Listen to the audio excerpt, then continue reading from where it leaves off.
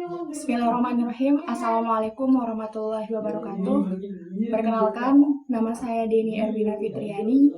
Di sini saya akan bacakan sebuah buku yang berjudul Halaqah Cinta, karangan dari Arif Rahman Rubis dari Teladan Cinta. Sebelum saya akan membaca buku ini, saya akan membacakan terlebih dahulu mengenai buku ini. Di sini, di dalam buku ini ada 6 hal penting yang akan dibahas yang perlu kita ketahui agar cepat ketemu dengan jodoh. Pertama, 7 manfaat menikah yang bisa membuat kita lebih bahagia dan sukses dunia akhirat. Yang kedua, 7 masalah yang membuat seorang telat menikah plus solusinya.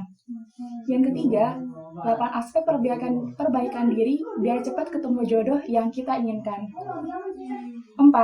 7 hikmah saat berikhtiar mencari jodoh, biar kamu gak gampang putus asa dan tetap optimis.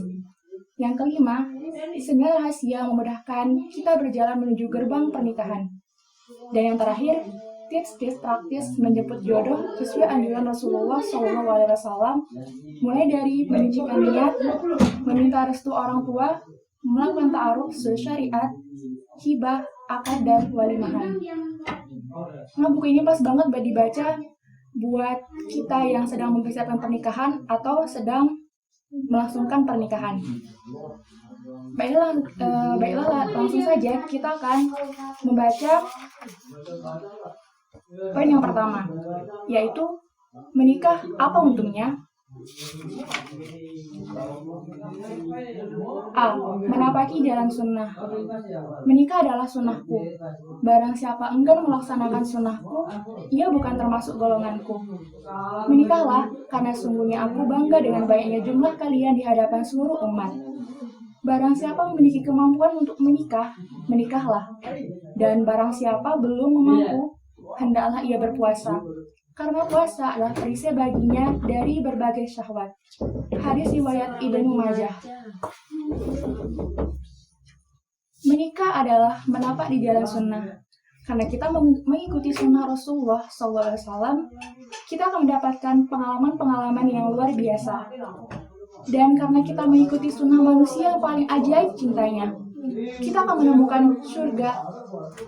Baiti jannati, rumahku surgaku. Mencintai pasangan halal kita adalah kebahagiaan yang tiada tara. Kalau kita ikuti sunnah Rasulullah, cinta kita akan menjelma menjadi pengorbanan yang indah. Coba dilihat suami istri sekeliling kita. Seorang suami yang tatapannya selalu menghangatkan hati sang istri, sukarela memayungi bidadarinya itu, membawa tasnya, membuka pintu mobil, atau memakaikan helm untuknya. Kita mungkin tersenyum melihat foto di atas. Sebuah pemandangan indah yang terekam kamera seorang jurnalis di Yaman. Dalam sekejap, ramailah negeri itu.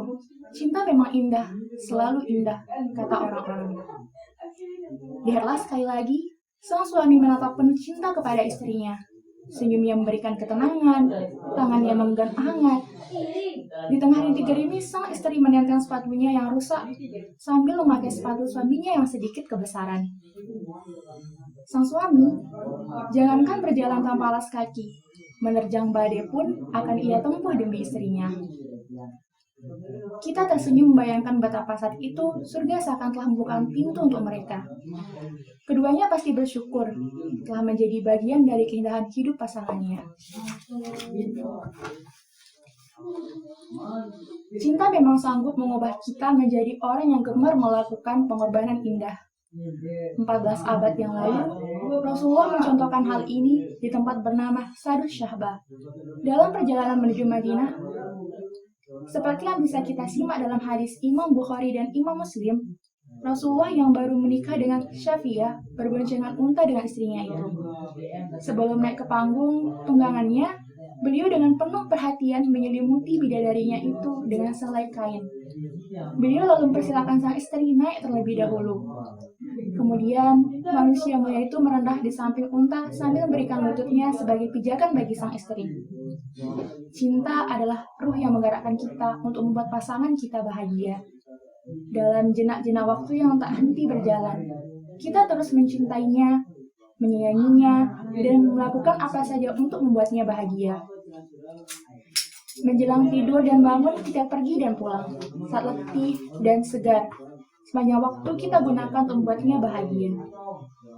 Bibir kita kembali menyunggingkan senyum ketika kita melihat sepasang suami istri yang makan sepiring berdua, menggigit irisan semangka yang sama, atau seorang suami yang selepas bersantap dengan istrinya, lalu memegang tangan kekasihnya itu, membawanya ke dalam mangkuk air, lalu membasuhnya dengan lembut sampai bersih, dan meringkannya dengan tisu.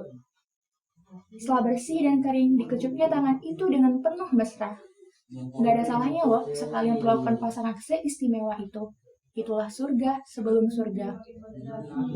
Imam Muslim mengabarkan bahwa Aisyah pernah bercerita tentang betapa romantisnya Rasulullah SAW. Aku minum pada saat itu. Aku sedang haid. Kemudian, aku memberikan minumanku kepada Rasulullah SAW. Beliau lalu meletakkan mulutnya di si gelas bekas mulutku, lalu minum. Dalam cerita lain, Aisyah menuturkan, aku pernah menggigit serat-serat daging yang masih melekat di tulang. Lalu beliau turut menggigitnya dan meletakkannya di mulutnya di bagian bekas mulutku. Di dalam buku saya sebelumnya, Open Your Head, Follow Your Prophet, ada sebuah cerita tentang suami istri yang sudah lanjut usia. Pada kesempatan kali ini, izinkan saya menuliskannya kembali. Setiap hari, kakek dalam foto di atas berkunjung ke sebuah pantai tempat istrinya menderita Parkinson dirawat. Kakek itu sendiri sudah berumur 80 tahun. Dan sebagaimana kakek-kakek pada umumnya, kesehatannya sudah banyak menurun. Meski jarak antara rumah dan pantai itu terbilang jauh, sang kakek tak pernah sekalipun absen mengunjungi istrinya. Ia tetap berangkat pagi-pagi dari rumahnya demi bertemu dan menghabiskan beberapa jam bersama pasangan setianya itu. Orang yang telah sabar dan ikhlas mendampinginya. Penasaran dengan rutinitas sang kakek yang selalu menyempatkan datang ke tempat itu, orang memotret mereka bertanya kepada sang kakek, apakah istrinya merasa gundah jika ia terlambat datang? Sang kakek menjawab bahwa istrinya sudah tidak bisa lagi mengingatnya. Ia sudah tidak ingat lagi suaminya itu sejak 5 tahun yang lalu. Dengan penuh heran, orang memotret itu kembali bertanya, Anda masih pergi kemari untuk menyapinya, padahal ia sudah tidak mengenal Anda. Dia memang sudah tidak mengenali saya, tapi saya tetap mengenalinya, ujar kakek itu sambil tersenyum. Sebuah kisah kesetiaan yang tak terlukiskan oleh kata-kata. Begitulah cinta yang diajarkan Rasulullah, sebuah kesetiaan. Maka, meski cahaya hatinya, Khadijah, meninggal dunia, bara cinta dalam hati beliau tak pernah padam. Beberapa tahun kemudian, beliau memang menikah lagi, tapi ruang di hati beliau yang sebelumnya dihuni oleh Khadijah tidak pernah diisi oleh istri-istri beliau yang baru. Khadijah tetap tak tergantikan. Khadijah, itulah nama yang terus bersemayam di pelung hati Rasulullah. Bahkan jauh dari setelah wafatnya sang bidadari itu. Pujian itu, pujian untuk Khadijah selalu yang terbaik, hingga terkadang membuat Aisyah cemburu. Allah tidak menggantikannya dengan sesuatu yang lebih baik, sabda Rasulullah tentang Khadijah. Ia beriman kepadaku ketika orang lain mengingkariku. Ia membenarkan ketika orang lain mendustakanku. Ia membantuku dengan hartanya ketika orang lain memberikan. Melalui dirinya, Allah menganugerahkan keturunan kepadaku. Hadis riwayat Ahmad. Menikah adalah meneladani sunnah Rasulullah. Dengan mengikuti apa yang menjadi sunnah beliau, kehidupan kita insya Allah akan penuh cinta dan kasih sayang. Kebaikan yang ada pada diri dan keluarga kita akan terus dan terus bertambah. Poin yang kedua, yaitu menghindari diri dari maksiat. Godaan syahwat semakin hari semakin liar. Pria dan wanita seakan bangga mempertontonkan auratnya. Generasi muda benar-benar sulit menjaga diri dari panah-panah setan yang mengundang syahwat. Menjaga pandangan, pendengaran, dan perkataan ibarat. Menggenggam bara api yang masih menyala. Sulit bukan main, bagaimana tidak? Godaan itu mengepung dari semua sisi. Saat kita ada di rumah, Godaan itu masih lewat iklan dan program-program televisi. Saat kita membuka notebook atau handphone, godaan itu masuk di website dan sosial media. Tidak sedikit website berita online menyediakan konten pornografi sebagai strategi untuk meningkatkan jumlah pengunjung. Saat pergi ke kampus atau kantor, godaan itu berupa pakaian teman-teman kita yang seakan kekurangan bahan. Model pakaian yang entah diadopsi dari mana membuat Allah tak mereka pedulikan. Teladan Rasul mereka acuhkan. Panas tak mereka rasakan, dingin pun pura-pura mereka abaikan. Meski seandainya kita memakai kacamata hitam rangkap 2, tetap saja panah-panah setan itu terlihat di depan mata. Di kendaraan umum, jalan-jalan, koridor gedung, dan ruang kelas.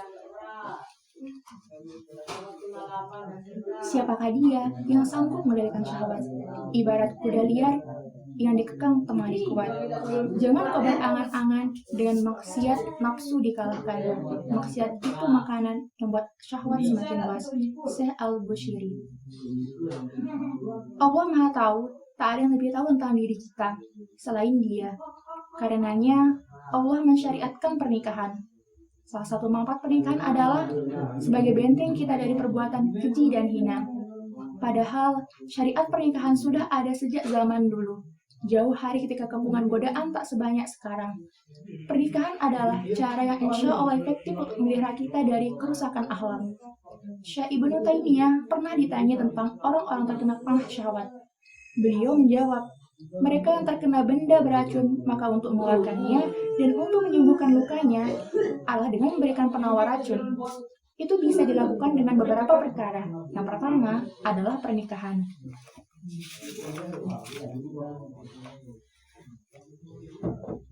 Ketika menikah bisa menjadi penawar racun syahwat. Iya. Yuk kita dengar apa kata Rasul tentang masalah ini.